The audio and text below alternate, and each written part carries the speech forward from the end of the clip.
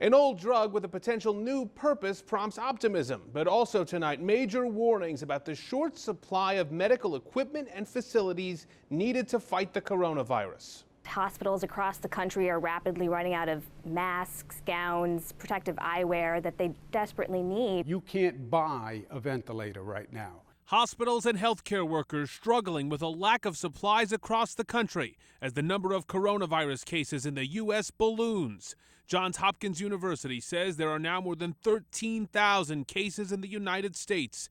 More than 175 people are dead. We were very prepared. The only thing we weren't prepared for was the media. The media has not treated it fairly. Today, President Trump defended his administration's response to the coronavirus pandemic and said the federal government is working with the states to acquire more supplies.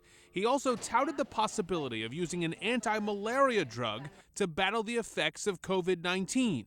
We're going to be able to make that drug available almost immediately.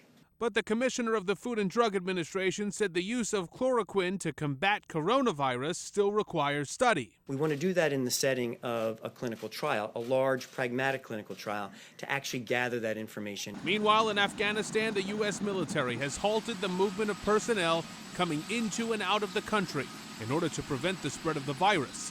But here in the States, some beaches remain crowded, even as we're hearing about the impact of the virus from those who are battling it. You choke, you throw up, the pain, the headache. The State Department also issued a new warning for travelers tonight. Don't do it. It's issued a level 4 do not travel advisory, urging Americans not to travel abroad and suggesting that those who are overseas return home as soon as possible. For News 12, I'm Rich Barabi.